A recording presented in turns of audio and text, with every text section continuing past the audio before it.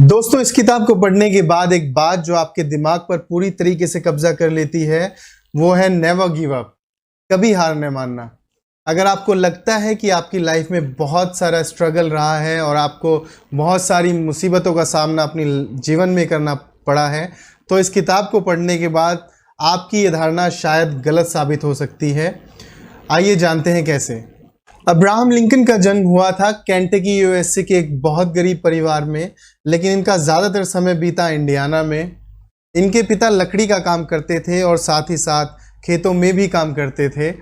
इनका कोई परमानेंट घर नहीं था, जिसके चलते इन्हें एक स्थान से दूसरे स्थान भटकते रहना पड़ता था।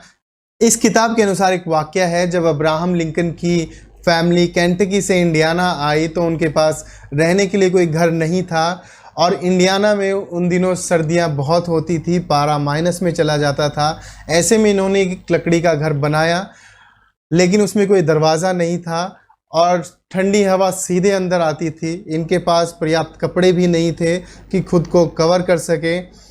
गरीबी का आलम इतना था कि फटे हुए कपड़ों को अक्सर कांटों से सील कर पहनना पड़ता था। अपने हालात बेहतर करने के लिए अब्राहम लिंकन निरंतर परिश्रम करते रहते थे, लेकिन उनकी कोई रुचि नहीं थी लकड़ी या खेत के काम में। उनको किताबों में दिलचस्पी थी। एक वाक़या है, जब उनको पता चला कि नदी के पार एक रिटायर्ड जज रहते हैं और उनके पास ढेर सारी किताबें हैं। ये सुनकर अब्राहम लिंकन उनके पास पहुँचे और उनको पहुँचकर रिक्वेस्ट की कि वो उनके घर का सारा काम करेंगे और उनसे पैसे भी नहीं लेंगे, बशर्ते वो उन्हें ये किताबें पढ़ने दें। अब्राहम लिंकन की किताबों के प्रति इतनी रुचि देखकर वो जज दंग रह गए और उन्होंने कहा था कि एक दिन तुम बहुत बड़े आदमी बनोगे। उन किताबों के ज़रिए ही अब्राहम लिंकन ने खुद से पढ़कर अपनी वकालत पूरी की, लेकिन वकील बनने के बाद भी वो कभी धनी नहीं हो सके। उनके पास कभी भी कुछ बहुतायत में नहीं रहा, क्योंकि वो अपने मुवक्किलों से कभी भी ज़्यादा पैसे नहीं लेते थे जो उनकी तरह गरीब थे। मुवक्किलों से मेरा मतलब यहाँ पर उनके जो ग्राहक थे, जो वकालत के दौरान उनके जो ग्राहक थे, उनसे वो कभी भी ज़्यादा पैसे नहीं लेते थे। एक बार एक व्यक्ति ने अब्राहम लिंकन को $25 भेजे, जिसमें से अब्राहम लिंकन ने $10 यह कहकर वापस कर दिए कि $15 ही पर्याप्त हैं। इसके साथ ही एक और वाक़या है।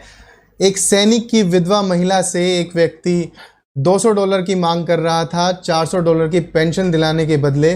तब अब्राहम लिंकन ने उस महिला का केस फ्री में लड़ा और उसके होटल में रहने का खर्चा, यहाँ तक कि उसके जाने का टिकट भी खुद के पैसों से करा कर दिया। अगर आज की भाषा में देखें तो आप अब्राहम लिंकन को बेवकूफ़ कहेंगे, लेकिन इनमें सबसे अधिक वो एक अच्छे इंसान थे और इसमें कोई दो राय नहीं है। अब्राहम लिंकन कभी धर्म की बात भी नहीं करते थे। एक व्यक्ति ने उनसे उनके धार्मिक विचार जानने की कोशिश की।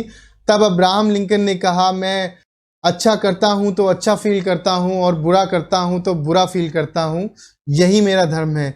और इसी लाइन के साथ मैंने इस वीडियो की शुरुआत भी की थी। ऐसे थे अब्राहम लिंकन। इसके अलावा अगर बात करें उनके वैवाहिक जीवन की, तो अब्राहम लिंकन अपने वैवाहिक जीवन में बिल्कुल खुश नहीं थे। उनका अधिकतर समय ऑफिस में गुजरता था, क्योंकि उनकी पत्नी मैरी टोड के विचार उनसे बिल्कुल नहीं मिलते थे। जहां मैरी को दिखावा पसंद था, वहीं अब्राहम लिंकन सादगी से भरे व्यक्ति थे। एक मज़ेदार बात बताता हूं। मैरी ने शादी से पहले अपनी फैमिली में कहा था कि वह शादी करेगी तो अमेरिका के होने वाले राष्ट्रपति से करेगी, वरना नहीं करेगी। हालांकि उस समय तक अब्राहम लिंकन के राष्ट्रपति बनने की कोई आशंका नहीं थी, फिर भी मैरी ने सबको पीछे छोड़ ये भाप लिया था कि अब्राहम लिंकन राष्ट्रपति ज़रूर बनेंगे। इसके अलावा मैरी टोड के अब्राहम लिंकन से पहले स्टेफनी डगलस से भी संबंध थे, जो उस टाइम काफ़ी फेमस थे और जो बाद में राष्ट्रपति चुनाव के दौरान अब्राहम लिंकन के प्रतिद्वंदी भी रहे, लेकिन वो कभी राष्ट्रपति नहीं बन सके। मैरी ने जैसा कहा वैसा किया तो सही, लेकिन उनका वैवाहिक जीवन सुख में नहीं बीता, जैसा कि उन्होंने कल्पना की थी।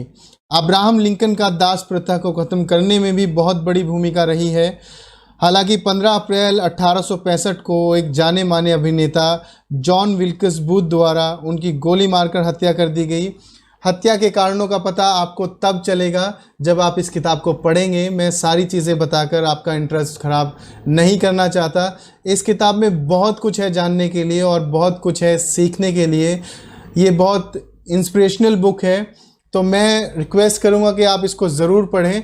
अब बढ़ते हैं अपने आखिरी सेगमेंट की ओर, जिसमें मैं देता हूं अपने फाइनल रिमार्क्स। तो मैंने ये किताब पढ़ी, ये मुझे बहुत पसंद आए, ये बहुत इंस्पायरिंग है और ये हमेशा आपको प्रेरणा देती है कि आपको कभी हार नहीं माननी चाहिए, चाहे आपके जीवन में कितनी भी मुश्किलें आएँ।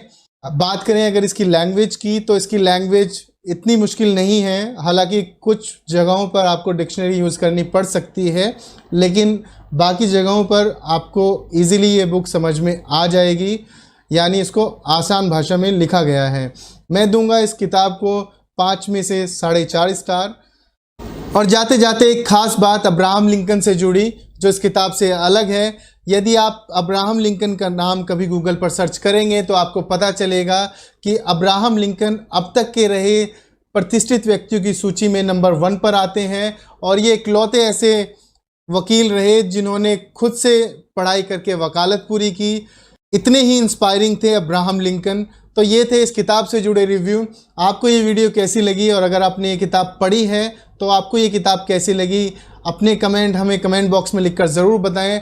आप किसी किताब का रिव्यू कराना चाहते हैं वो भी बताएं। धन्यवाद।